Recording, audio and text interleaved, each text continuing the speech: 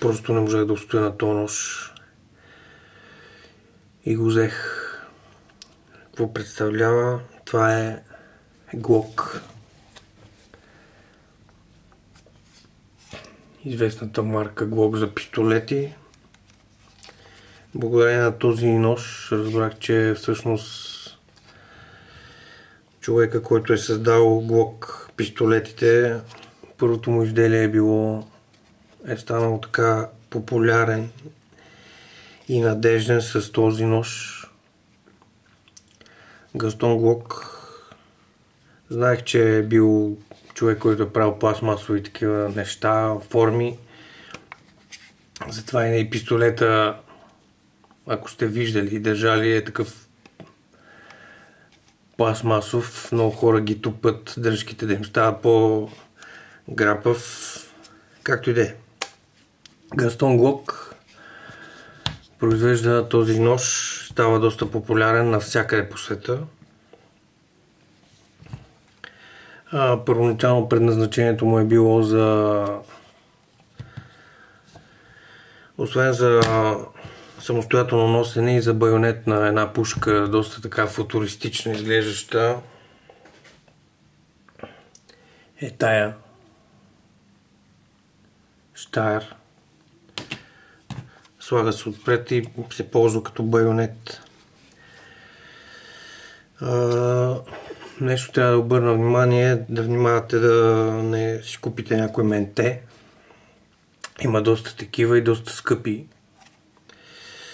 Гледайте за този знак тук на канията. Glock, квадратен е новия знак. Може да бъде и кръгъл. Но съвременният знак е този, който е такъв правоъгълен. Има го същия и на дръжката. Ето го ножа. Тук пише, че е произведен в Австрия. И също логото го има. Общо взето са 3 логата, за които може да проверите. Това е модел 8.1, който е с Трион. Малко по-такъв survival нож изглеждаш. Другия е гладък 7.8, който си е тотална машина с едно предназначение общо взето. Този е по-така survival, както вече казах. 3 тълга, 2 на ножа, няма другаде, тук няма надпис. Тук има надпис и от двете страни има лого. 3 лога на ножа и едно тук. Хубаво да гледате. Другаде тук на самата кания няма нищо, освен логото, нали? Има ухо за прикрепване на паракорд или някакво въже. Дупка за оттичане на вода и влага. Щипката, която е доста добра. Штраква много тарикатско. Штрак. Идва остър, омаслен, което е хубаво. Тук е затъпено мястото, където може да се ползва и за байонет. Има хора, които махат това. Навиват някаква резба и завиват болт, примерно за чупене на...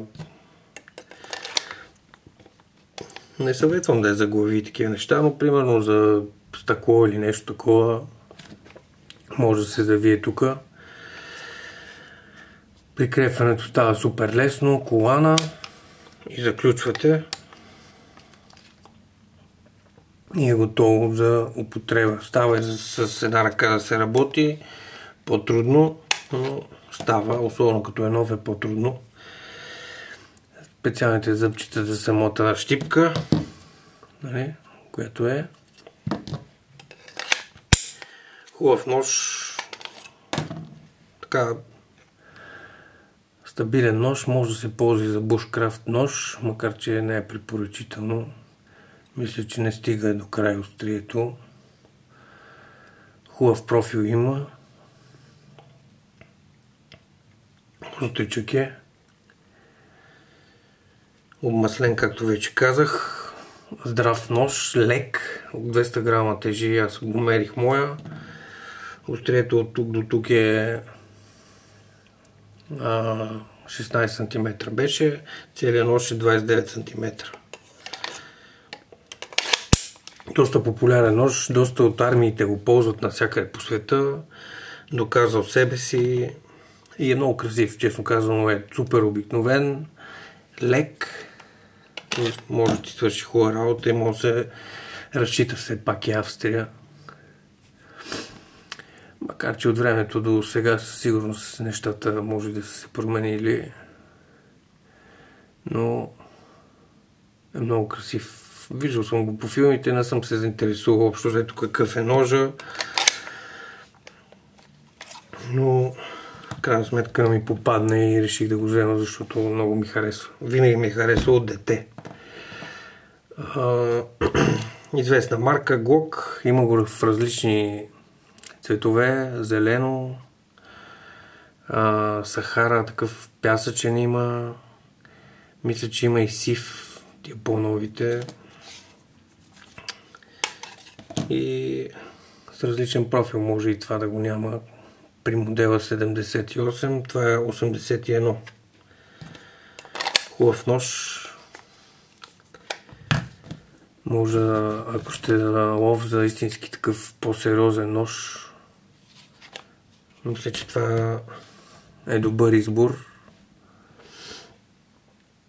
И така, става и за бушкрафт според мене, но главното му предназначение винаги е бил да е военен нож. И това от мен, дано ви е харесал ножа и клипа. Набързо, както винаги. Няма много какво да се каже, няма какво да тествам нова триона. Ако ви се наложи, ще си свършите работа. Основното е ножа, острието, остър. Казват, че лесно се остри. Има предпазители, нали, тук влиза пушката. Супер нож, доста добре, просто се усеща добър в ръката и балансиран. Добре изглежда. Супер.